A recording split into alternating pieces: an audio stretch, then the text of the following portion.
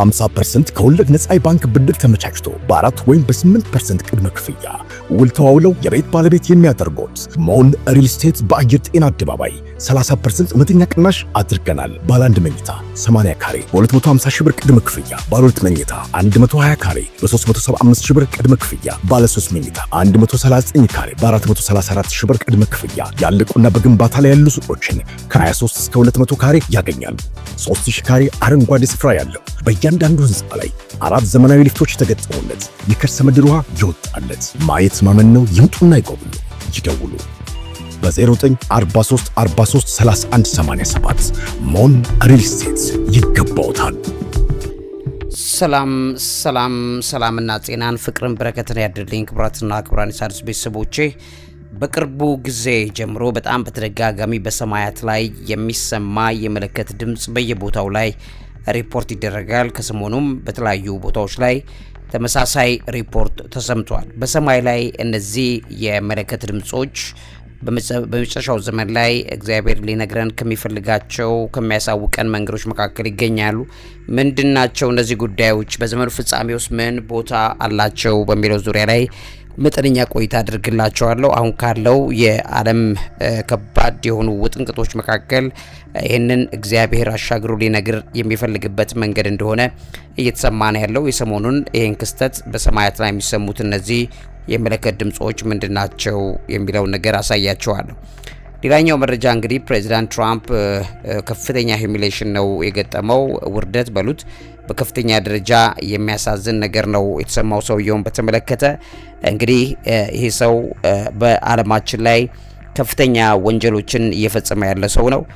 አሁን ባለበት ሁኔታ ላይ የተነገሩ ነገሮች ደግሞ በግልጽ እየታዩ ያሉት ዶጅ የሚባሉ ተቋም ተጨማሪ መረጃዎችን አውጥተዋል። የሚያጋልጡ የኤፕስቴን ፋይሎችን ወጥተዋል። እነዚህም ፋይሎች እንደሚያሳዩት ፕሬዚዳንት ትራምፕ ተጠርጣሪና ተጠያቂ የሚያደርገውን ነገሮች በግልጽ የሚያሳይ እንደሆነ ትመለከታላችሁ። ሣድስ ቤተሰቦቼ እንግዲህ እነዚህ ዶጅ የሚባሉ ተቋም የጄፍሪ ኤፕስቴን ጋር በተያያዘ የአሜሪካ የዩናይትድ ስቴትስ የፍርድ ሚኒስትር ማለት ነው ዶጅ እንግዲህ በመጋቢት 6 2026 ወይም ማርች 6 2026 ትላንትና ፋይል አውጥተዋል።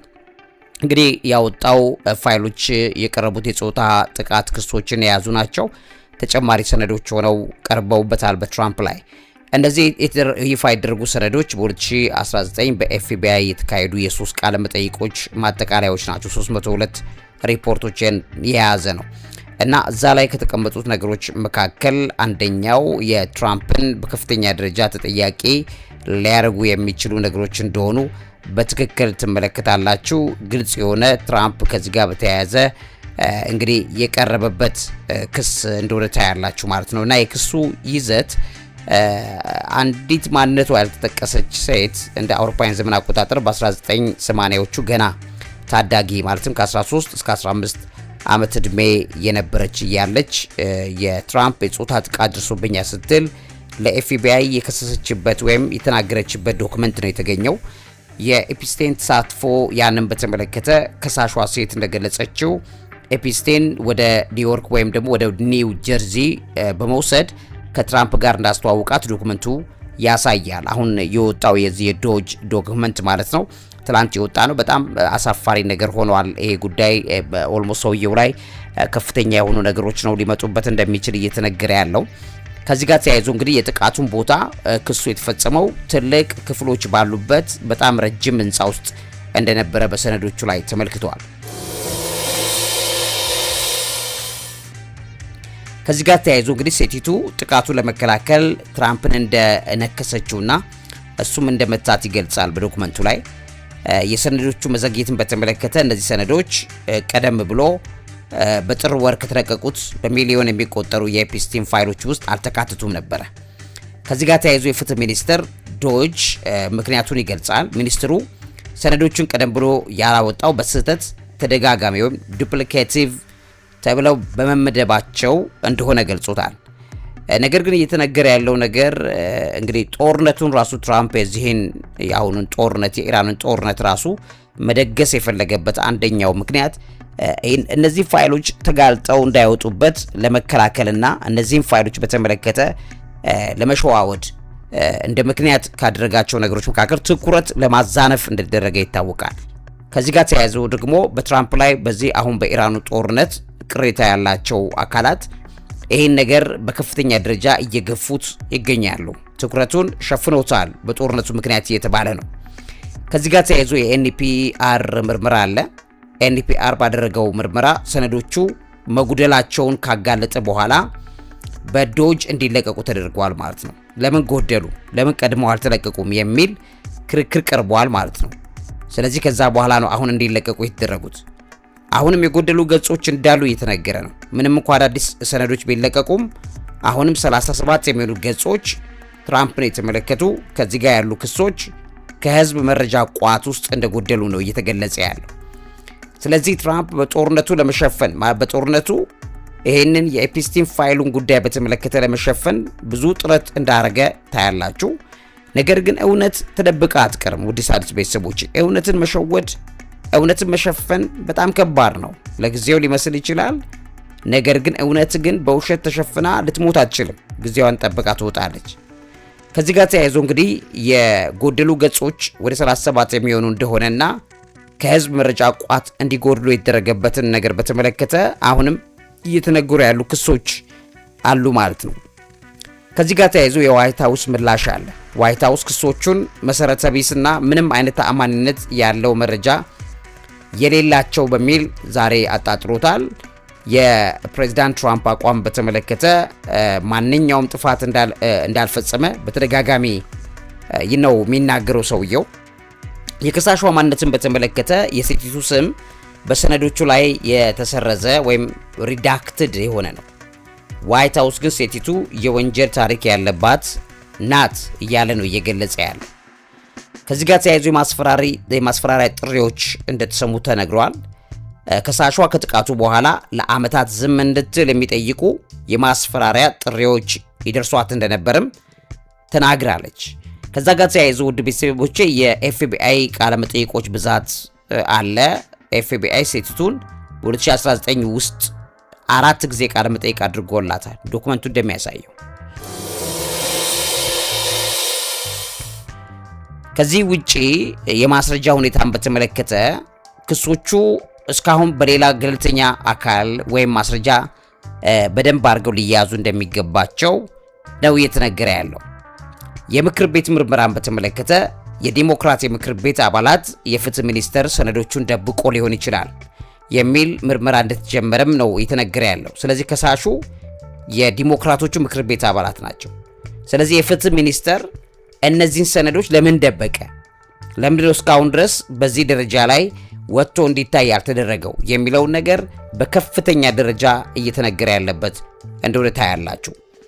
ከዛ ጋር መጥሪያን ወይም ደግሞ ሰፖኒያ በተመለከተ ምክር ቤቱ ኮሚቴ የፍትህ ሚኒስትሩ ፖም ቦንዲ ይባላሉ ስለ ኤፕስቴይን ፋይሎች አያያዝ ማብራሪያ እንዲሰጡ መጥሪያ እንደላከላቸውም በግልጽ ተነግሯል። ስለዚህ አሁን ይህን ጉዳይ ወጥረው የያዙት ዲሞክራቶቹ እንደሆኑ ታያላችሁ ማለት ነው። ዲሞክራቶቹ ትራምፕ ይህን ጦርነት እንዳያችሁት ነው። ይህን ጦርነት ከቀሰቀሰባቸው ምክንያቶች መካከል አንደኛው የኤፕስቴይን ፋይሎች ፈጠው ወደፊት ለፊት እየመጡበት ባለበት ሁኔታ ነው። ስለዚህ ይሄንን በማንኛውም ዋጋ ከፍሎ ሸፍኖታል ማለት ነው። ስለዚህ ይሄ ደረጃ ላይ ነው ያለው። የኤፕስቴይን እና ትራምፕ ግንኙነትን በተመለከተ ሰነዶቹ ሁለት ግለሰቦችን ለአመታት እነዚህ ሁለቱ ግለሰቦች ጓደኛሞች እንደነበሩና በኋላ ግን በሁለት ሺዎቹ መጀመሪያ ላይ እንደጣሉ ይጠቀሳል። ፖለቲካዊ አንድምታም እዚህ ላይ ይነሳል። ይሄ ሰነዶች መለቀቅ በአሜሪካ ፖለቲካ ውስጥ ትልቅ መነጋገሪያ ሊሆን ችሏል ማለት ነው። ውድ ቤተሰቦቼ እንደዚህ ፋይሎች እንዲለቀቁ የተደረገው ባለፈው አመት በኮንግረስ በጸደቀው የኤፕስቴይን ፋይሎች ግልጽነት አዋጅ ወይም ኤፕስቴይን ፋይል ትራንስፓረንሲ አክት በተባለው መሰረት እንደሆነ ታያላችሁ። ስለዚህ ትራምፕ ሂዩሚሌትድ ሆኗል። አሁን ባለበት ሁኔታ በጣም አሳፋሪ ነገሩ ወጥቷል። ነገር ግን በጦርነቱ ብዛት ሸፍኖት እንዳስቀመጠው ውድ ሣድስ ቤተሰቦቼ ይሄንን ታስተውላላችሁ ማለት ነው። እውነት ግን ተሸውዳ ወይም ተሸፍና ወይም ደግሞ ተታላ አትቀመጥም። በማንኛውም ሰዓት ላይ ግልጽ ሆና የምትወጣበት ነገር እንዳለችው በሰውየው ላይ ያለው ይሄ ጉዳይ እሱ የሰዎችን በየሀገራት እየገባ የመሪዎችን ክብር እያዋረደ በብዙ መልኩ ሰው እኮ ማንም ሰው የራሱ በደል አለበት። ነገር ግን እንደዚህ የተከበሩ የሀገር መሪዎችን ህዝብ የሚያከብራቸው ከህዝብ ጋር የሃይማኖት መሪ ምንም ቢሆን በትራምፕ ፊት እንደ ህፃን እንደ ዕቃ የሚታዩ ናቸውና ይሄ ሰው መጨረሻው እንደማያምር በግልጽ ነው። ሰው የዘራውን ነው የሚያጭደው። እሱም የሚያጭደው ነገር ሊኖረው እንደሚችል ማመላከቻዎቹ መካከል ፋይል የወጣበት ነው። እቺ ሴት ናት ስክሪን ላይ የምትመለከቷት በዶጅ ራፒድ ሪፖርት ላይ የተቀመጠችው ተብሎ ነው እየተነገረ ያለው። ስለዚህ ከዚህ አንጻር ይህንን መረጃ ላካፍላችሁ ብዬ ነው። ወደ ቀጣዩ ልውሰዳችሁ። በየሰማያት ላይ ከቅርብ ጊዜ ወዲህ ሪፖርት እየተደረጉ ያሉ የመለከት ድምጾች እንዳሉና እነዚህም የመለከት ድምጾች ከዘመኑ ፍጻሜ አንጻር ትልቅ አንድምታ እንዳላቸው እየተነገረ ነው ያለው። ይህም በተመለከተ ቀጣይ ትኩረት አደርግላችኋለሁ። የዚህ ፕሮግራም አዘጋጅና አቅራቢ መምህርና ጋዜጠኛ ዐቢይ ይልማ። እውቀት ታላቁ እግዚአብሔርን ታከብራለች።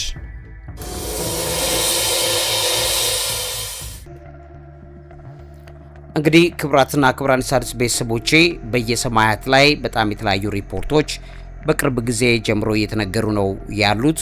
በ2026 ያለውን ማሳያቸዋለሁ። በ2024 ለምሳሌ በሜክሲኮ በከፍተኛ ድምጽ የተነሳ ህንፃዎች ያናወጠ የነበረ በሰማይ ላይ እንደ መለከት አይነት ድምጽ መስማታቸውን ህዝቦች ሪፖርት ያደረጉበት የቢቢሲ ዘገባ አለ። ቢቢሲ ሚስቴሪየስ ሮር ሃዝ ፒፕል out of bed and asking questions በሚል ቢቢሲ ያቀረበውን ዘገባ ሄዳችሁ ማየት ይችላላችሁ። በደቡብ አሜሪካ በ2023 መጨረሻ በብራዚልና በአርጀንቲና አካባቢዎች ተመሳሳይ በሰማይ ላይ መለከት የሚመስል በጣም አደገኛ ድምጽ መስማታቸው ተዘግቧል። በኮሎምቢያ በ2024 ዓ.ም በደቡብ አሜሪካ አካባቢ ካሉ the sky quake ሪፖርቶች መካከል አንዱ እንደሆነና በሰማያት ላይ በከፍተኛ ደረጃ የሚያናውጥ እና ከፍተኛ መለከት መሰል ድምጽ በሰማያት ላይ ተደጋግሟል። እነዚህ በዓለማት የተለያዩ ክፍሎች ላይ እና ሰምተናል ብለዋል። በአውስትራሊያ በ2024 ዓ.ም በሰማይ ላይ የሚሰሙ እንግዳ ድምጾች መለከት መሰል ነገሮች በቪዲዮ ተቀርጸው በድምጽ በማህበራዊ ሚዲያ ተሰራጭተው ትመለከቱታላችሁ። በጃፓን በ2024 ዓ.ም ኦሚናሪ ተብለው የሚጠሩት የመሬት መንቀጥቀጥ መሰል ድምጾች በባህር ዳርቻዎች ላይ ተሰምተዋል። በሰማያት ላይ እነዚህን ድምጾች ሰምተናል ብለው ጃፓኖች ሪፖርት ያደረጉበትን ነገርም ጭምር መስማት ትችላላችሁ። በተለያየ መልኩ እነዚህ ነገሮች እንዳሉ እየተነገሩ ነው። በቤልጂየም በ2024 ዓ.ም ሚስት ፖፈርስ የሚባሉ በተለምዶ የሚታወቁ ድምጾች በባህር ዳርቻ አካባቢዎች ላይ ተሰምተዋል። እነዚህም የመለከት አይነት ድምጽ እንዳላቸው ነው እየተነገሩ ያሉት። አካባቢ ማህበረሰብ ሚስት ፖፈርስ የሚባል አይነት ድምጽ ነው ብለው ገልጸውታል። በካናዳ በ2024 ዓ.ም በተለያዩ የካናዳ ክፍሎች የመለከት ድምጽ የሚመስሉ በሰማይ ላይ ያሉ ድምጾች ሰምተዋል የሚል ሪፖርት ተሰምቷል። በስፔን በ2024 ዓ.ም በፊንላንድ ከተሰማው ድምጽ ጋር ተመሳሳይነት ያለው ክስተት በስፔንም እንደተመለከተ ተገልጿል። በፊንላንድ በ2023 እስከ 24 በተደጋጋሚ በጫካማ አካባቢዎች ውስጥ የብረት በጣም ከፍተኛ ግጭት ወይም ሲፈቃፈቅ ብረት የሚመስል ድምጽ በሰማያት ላይ በደመናዎች ውስጥ መስተዋሉን ማህበረሰብ ሪፖርት አድርጓል። በጋንጀስ ዴልታ በህንድ አካባቢ በ2024 ዓ.ም ባሪስ አልገንስ በመባል የሚታወቁ አይነት ድምጾች በአካባቢ ነዋሪዎች ዘንድ በሰማያት ላይ ተደጋግመን ሰምተናል የሚለው ነገር ሪፖርት ተደርጓል። በሴኔካ ሌክ በኒውዮርክ ከተማ በጥቅምት 2024 ዓ.ም ሴኔካ ገንስ ይሉታል እነሱ እነዚህ ከባድ መድፍ መሰል መለከት ድምጾች በሰማያት ላይ በክስተት ደረጃ በዚሁ ጊዜ ሪፖርት መደረጋቸውን ጭምር በሚዲያዎች ላይ ያለ ሪፖርት ያሳያል። በስትራቶስፌር ሐምሌ 2025 ዓ.ም በስትራቶስፌር በሚባለው የከባቢ አየር በሰማያት ላይ ያሉ ምንጣፎች አሉ። እንደምታውቁት የከባቢ ምንጣፎች በእነዚህ ቦታዎች ላይ እነዚህ ሪፖርቶች ተሰምተዋል። ሳይንቲስቶች ከምድር የላይኛው ከባቢ አየር ውስጥ ምንጩ የማይታወቅ እንግዳ የሆነ ድምጽ በልዩ መሳሪያዎች መመዝገባቸውን ሳይንቲስቶች ደግሞ አምነውታል። ከዚህ ጋር የተያያዘው ሪፖርት ተናግረዋል። በሲንሲናቲ ኦሃዮ በታህሳስ 2025 አምና ማለት ነው ከተማዋን የሚያናውጥ ከፍተኛ የመለከት ድምጽ በሰማያት ላይ ማስተጋባቱን በሪፖርቶች ብዙ ሰው ሰምተናል ብለው ሪፖርት አድርገዋል። በኬይ ዌስት በፍሎሪዳ በጥር 2026 ዓ.ም በአካባቢ ነዋሪዎች ዘንድ የመለከት የሚመስል በጣም ወፍራም መለከት የሚመስል ድምጽ በሰማይ ላይ በተደጋጋሚ መስማታቸውን ዘግበዋል። በ2026 ነው ያልኳችሁ። በጥር ወር ከአንድ ወር ቀደም ብሎ ባሉት ጊዜያቶች ላይ ይሄ እንደሆነ እየተነገረ ነው ያለው። ከዛ ውጪ በአሁን የካቲት ወር ላይ በሰሜናዊ አየርላንድ በተመሳሳይ ሁኔታ በሰሜናዊ ጠረፍ አካባቢዎች የሚኖሩ ሰዎች እኩለ ሌሊት ላይ በጣም ከፍተኛ የሆነ የጩኸት ድምጽ ሰምተዋል። አሁን በዚህ በያዝነው በማርች ወር መግቢያ አካባቢ ደግሞ በህንድ ሀገር ተመሳሳይ በሰማያት ላይ እንደዚህ ሪፖርቶች ተሰምተዋል። ማለትም መለከት የሚመስሉ ድምጾች በህንድ ሀገር በጣም ብዙ ሰዎች ሪፖርት አድርገዋል። ትላልቅ የህንድ ሚዲያዎችም ዘግበዋል። ታዲያ እነዚህ ጉዳዮች ምንድናቸው? ከየት የመጡ ናቸው? ምንድነው ምክንያቱ የሚለው ነገር ማየትና ማስተዋል በጣም ያስፈልጋል። ከዘመኑ ፍጻሜ የሰማያት መለከቶች ማስጠንቀቂያ ድምጾች አንጻር እንደገናም ደግሞ እግዚአብሔር ሊነግረን የፈለገው ነገር ምንድነው የሚለው ነገር በተመለከተ በትክክል ማየት ያስፈልጋል ማለት ነው። ስካይ ኩዌክስ እነዚህ መለከቶችን የሰማይ መለከቶችን በተመለከተ በመጽሐፍ ቅዱስ ላይ በግልጽ የተቀመጡ ነገሮችን ትመለከታላችሁ። በሉቃስ ወንጌል ምዕራፍ 21 ከቁጥር 11 ላይ በሰማይም የሚያስፈራ ነገር ታላቅ ምልክት ይሆናል በሚል ያስቀምጠዋል። በራእይ 16:18 መብረቅና ድምጽ ነጎድጓድም ብሎ ያስቀምጠዋል። ከሰውም ከጀመረ ጀምሮ በምድር ላይ እንደዚህ ያለ ታላቅ የምድር መንቀጥቀጥ ይሏል። አልሆነም ታላቅ የምድር መንቀጥቀጥ ሆነ ይልና በሰማይ ያለው ነጎድጓድ ይሄንን ድምጽ በትክክል ያሳየዋል። ነጎድጓድ የሚለው ዝናብ ሊመጣ ሲል ያለው ነጎድጓድ ማለት አይደለም። በእንግሊዘኛው ቀጥታ ቃሉን ስንሰማው የዝናብ ነጎድጓድ ሊመስላችሁ ይችላል። እሱን አይደለም። በሰማያት ላይ የሚመጡ እነዚህ ስካይ ኩዌክስ የሚባሉት ሳውንድስ ፍሮም ሄቨንስ በሰማያት ላይ በጣም በተደጋጋሚ መጨረሻው ዘመን ላይ እነዚህ ሊታዩ እንደሚችሉ በዮሐንስ ራእይ 16:18 ላይ ያስቀምጠዋል። በዮሐንስ ራእይ ምዕራፍ 11 ከቁጥር 13 ላይ በዚያም ሰዓት ታላቅ የምድር መንቀጥቀጥ ሆነ፣ የሰማይ መናወጥም በዛው መልኩ እንዳለ ያሳያቸዋል። የሰማይ መናወጥ ይለዋል። ታላቅ ድምጽ ይወጣል። እነዚህ ድምጾች በሰማይ ላይ ያሉ ናቸው። በዮሐንስ ራእይ ምዕራፍ 8 ከቁጥር 5 ላይ ነጎድጓድና ድምጽም መብረቅም የምድር መንቀጥቀጥም ሆነ ይለዋል። እነዚህ የነጎድጓድ ድምጾች የሚባሉት ተመሳሳይ በሰማይ ያሉ የመለከት ድምጾች እንደሆኑ ታያላችሁ። በመዝሙር 77 ቁጥር 18 ላይ በነጎድጓድ ድምጽ ይለዋል። በአውሎ ነፋስም ውስጥ ነበረ፣ መብረቅም ዓለምን አበራ፣ ምድርም ተናወጠች ተንቀጠቀጠችም ይላል። በጣም ከባድ የሆኑ ድምጾች በሰማይ ላይ እንዳሉ ይነግራል። በዕብራውያን 12:26 ላይ የምድርና የሰማይ መንቀጥቀጥን ሼኪንግ ኤርት ኤንድ ስካይ ይነግረናል። በዕብራውያን 12:26 ላይ በዚያን ጊዜ ድምጹ ምድርን አናወጠ ይላል። አሁን ግን እኔ ገና አንድ ጊዜ ምድርን ብቻ አይደለም ሰማይንም ደግሞ አናውጣለሁ ብሎ ተስፋ ሰጥቷልና አይደል? ስለዚህ ሰማይ ይናወጣል ማለት ነው። የሰማይ መናወጥ ልክ የምድር መናወጥ እንዳለ በሰማይ ላይ እነዚህ መናወጦች ይስተዋላሉ ማለት ነው። ከዚህ አንጻር በሚገርማችሁ ደረጃ በሰማያት ላይ የሚሰሙት ነገሮች በጣም በትክክል በመጽሐፍ ቅዱስ ላይ የተቀመጡ ናቸው። በትንቢተ ኢሳይያስ ምዕራፍ 13 ከቁጥር 13 ላይ ከሰራዊት ጌታ እግዚአብሔር ቁጣና በሚነድም ብርቱ ቁጣው የተነሳ ሰማይን አናውጣለሁና ምድርም ከስፍራዋ ትናወጣለች ብሎ ያስቀምጣል። የሰማይ መናወጥ አሉ። እነዚህ ኩዌክስ አሉ፣ በሰማይ ላይ የሚመጡ አሉ። እነዚህም በተመለከተ ትርጓሜው የመጨረሻ ዘመን ምልክቶች ናቸው።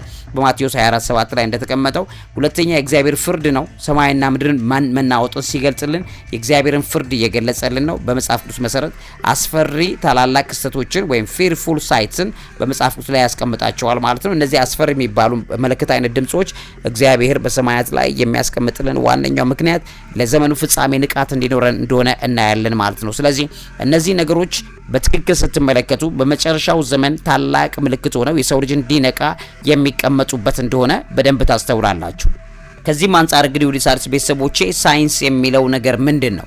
ሳይንስ ይሄንን ነገር በተመለከተ የሚሰጣቸው ትንታኔዎች ስታዩ አሁን ከተነገረው ነገር አንጻር በግልጽ ማለት ነው ከቅዱስ መጽሐፍ አንጻር በግልጽ የተለየ ነገር እንዳለበት ታያላችሁ። ስለዚህ ክቡራትና ክቡራን የሣድስ ቤተሰቦቼ ቀደም ብሎ ሳይንስ ያስቀመጣቸው እነዚህ ትንታኔዎችን ሁሉ ስታዩ አብዛኛዎቹ የምትመለከቷቸው ነገሮች ከዘመን ፍጻሜ አንጻር የሚከሰቱ ናቸው። እነሱም የከባቢ አየር ላይ ያሉ ብክለቶች እንደሆኑ ታያላችሁ ማለት ነው። ለምሳሌ ስካይ ክዌክስ የሚባሉት ከፍተኛ ድምጽ ያላቸው የከባቢ አየር መቆሸሽ ጋር የተያዙ ክስተቶች ናቸው። ይሄ በዘመኑ ፍጻሜ ላይ የሰማያት መቆሸሽ ያመጣቸው ውጤቶች እንደሆኑ ታያላችሁ። የምድር ድምጽ አምቢየንት እርዝ ኖይዝ በሚል የሚያስቀምጣሉ። የምድር መግነጢሳዊ መስክ እንቅስቃሴ ለምሳሌ የመሬት መናወጥ በመጨረሻው ዘመን ላይ በተደጋጋሚ በምድር ላይ እንደሚሆን ይነግረናል። እንደ ቴክቶኒክ ፕሌቶች ያሉ የምድር ሰሌዳዎች እንቅስቃሴ፣ እነዚህ ነገሮች ከምድር መዳከም ከምድር እርጅና ጋር ተያይዘው የሚመጡ ነገሮችም ጭምር ናቸው። በዘመኑ ፍጻሜ በጣም በርካታ የመሬት መናወጥ በየስፍራ ይሆናል። የዚህ ጉዳይ ኢምፓክቱ ሰማያት ላይም ተመሳሳይ የድምጽ የመለከት የሚመስሉ ድምጾችን ያመጣል። ይሄ እስከ መሬት እርጅና ጋር መቼ ነው? በዘመኑ ፍጻሜ። ሌላኛው ለምሳሌ የጋዝ ፍንዳታ ማየት ይችላልላችሁ። ከምድር በታች ወይም ከሀይቆች የሚለቀቁ ሚቴን ጋዝን በተመለከተ ሚቴን ጋዝ በመጨረሻው ዘመን ላይ ካሉ አየር በካይ ጋዞች መካከል አንዱ ነው። አየርን በጣም ያጥለቀለቁ ናቸው። ስለዚህ እነዚህ ነገሮች በዘመኑ ፍጻሜ ነው እንጂ የሆኑት የዛሬ 300 የዛሬ 400 የዛሬ 1000 ዓመት ብዙ የሚቴን ጋዝ ልቀት የለም። ስለዚህ እነዚህ በመጨረሻዎቹ ዘመናት ትንቢቶች መካከል አንዱ እንደሆነ እነዚህ ድምጾች የሚሰሙት ከዛ አንጻር እንደሆነ ታያላችሁ። የኢንዱስትሪ ድምጾች ለምሳሌ አውሮፕላኖች፣ የባቡር ሀዲዶች ወይም ትላልቅ የማሽን ድምጾች በተራራማ ቦታዎች ተስተጋብተው ወደዛ ቢለቀቁ ብለን ብናስብ እንኳ እነዚህ ድምጾች በዘመኑ ፍጻሜ ላይ ያለ የሰው ልጅ የቴክኖሎጂ ውጤቶች ናቸው። ቴክኖሎጂ አውሮፕላን የቅርብ ጊዜ ነው፣ በዘመኑ ፍጻሜ ውስጥ ያለ ነው። ስለዚህ እንደነዚህ አይነት ነገሮች የመጨረሻው የዘመኑ ፍጻሜ ምልክቶች እንደሆነ በትክክል ታያላችሁ ማለት ነው። ስለዚህ ጠቅላላው ነገር በመጽሐፍ ቅዱስና በትንቢት አተረጓጎም መሰረት ማየት ያስፈልጋል። መጽሐፍ ቅዱሳዊ ምልክቶች መካከል የራእይ መጽሐፍ ምልክቶች ሲነፉ በምድር ላይ አስከፊ መቅሰፍቶች፣ የመሬት መንቀጥቀጥ፣ የሰዎችን መሞት በአንድ ጊዜ ሊከሰት እንደሚችል ማስጠንቀቂያ ሆኖ ተቀምጧል። አሁን የሚሰማው ድምጽ እንደዚህ አይነት ጥፋት አላመጣም ብለን አንልም። በጣም በርካታ የዓለማችን እግዚአብሔር እየነገረን ያለው ውድመቶች፣ ጦርነቶች፣ በኢራን ያለው ሌሎችንም ጦርነቶች ሁሉ በእነዚህ ምልክቶች እግዚአብሔር ለምድር ሰው ማስጠንቀቂያ አድርጎ ሰጥቷል። የትንቢት መራዘሚያ ጊዜ፣ ታላቁ መከራ ትሪቢሌሽን ገና ስላልጀመረ እነዚህ ድምጾች ከተፈጥሮ ክስተት ጋር ብቻ አድርገን አይደለም የምናየው፣ መለኮታዊ ማስጠንቀቂያም ናቸው ማለት ነው። ስለዚህ እነዚህ ጊዜያቶች ቀጥሎ ለሚመጡ መለኮታዊ ማስጠንቀቂያ እንደሆኑ እናያለን። የመጨረሻው መለከት በመጽሐፍ ቅዱስ ላይ የተቀመጠው በአንደኛ ቆሮንቶስ ምዕራፍ 15:52 ላይ በተጠቀሰው የመጨረሻው መለከት ክርስቶስን ዳግም ምጽአት የሚያበስረው ተመሳሳይ መለከቶች በሰማይ ላይ ስለሚታዩ ነው። ስለዚህ እነዚህ አይነት ነገሮች በሚከሰቱበት ሰዓት ላይ ዓለማት ሪፖርት ሲያደርጉ እኛም ያለነው በዘመኑ ፍጻሜ ስለመሆኑ ማስጠንቀቂያ እየተነገረን እንዳለና እነዚህ ሳይንስ የሚተነትናቸው ነገሮች ሁሉ በዘመኑ ፍጻሜ አሁን ባለንበት ጊዜ ላይ ሰማያትን ያጥለቀለቁ ችግሮች ስለሆኑ የነሱ ውጤት ሆነው እንኳ በሰማያት ላይ የሚነገሩት እነዚህ መለከት መሳይ ነገሮች እንደ መለከትና እንደ ሰማይ ማጉረምረም እንደ ነጎድጓድ በሰማያት ላይ እንዳሉ ስካይ ክዌክስ ወይም ሰማይ ሲናወጡ ያሉ ምልክቶች እንደሆኑ ልብ ልትሉ ይገባል። ውድ የሣድስ ቤተሰቦቼ እነዚህ ነገሮች ላካፍላችሁ ላንቃችሁ ብዬ ወይም እንድትነቁ ለማድረግ ለማስቻል እነዚህ ነገሮች አካፍያቸዋለሁ። ለዚህ አእምሮ ምግብ አዘጋጅና አቅራቢ መምህርና ጋዜጠኛ አብይ ይልማ። ተዘጋጁ፣ ንቁ፣ በርቱ። ዘመኑ በመጨረሻው ላይ አካባቢ ነው ያለነው። ስለዚህ በማንኛውም ሰዓት ላይ በእግዚአብሔር ሕይወት ተመስጠን ከሱ ጋር አብረን የመኖር ታላቅ ተስፋን የምንይዝበትን ነገር ለማበረታታት እንደነዚህ አይነት ፕሮግራሞችን መከታተል መልካም ያደርጋል፣ ያነቃል፣ ያበረታል። ከክርስቶስ ጋር አብረን እንድንኖር ሕይወታችንን ለዘላለሙ እንድንሰጥ ለማድረግ ከፍተኛ ዝግጅት እንድናደርግ ያስችለናል። መምህርና ጋዜጠኛ አብይ ይልማ ነኝ። እውቀት ታላቁ እግዚአብሔርን ታከብራለች። 50% ከወለድ ነፃ የባንክ ብድር ተመቻችቶ በ4 ወይም በ8% ቅድመ ክፍያ ውል ተዋውለው የቤት ባለቤት የሚያደርጉት ሞን ሪል ስቴት በአየር ጤና አደባባይ 30% እውነተኛ ቅናሽ አድርገናል። ባለ 1 መኝታ 80 ካሬ በ250 ሺህ ብር ቅድመ ክፍያ፣ ባለ 2 መኝታ 120 ካሬ በ375 ሺህ ብር ቅድመ ክፍያ፣ ባለ 3 መኝታ 139 ካሬ በ434 ሺህ ብር ቅድመ ክፍያ ያለቁና በግንባታ ላይ ያሉ ሱቆችን ከ23 እስከ 200 ካሬ ያገኛሉ። 3000 ካሬ አረንጓዴ ስፍራ ያለው በእያንዳንዱ ህንፃ ላይ 4 ዘመናዊ ሊፍቶች የተገጠሙለት የከርሰ ምድር ውሃ ይወጣለት። ማየት ማመን ነው። ይምጡና ይጎብኙ። ይደውሉ በ0943 43 31 87 ሞን ሪል ስቴት ይገባውታል።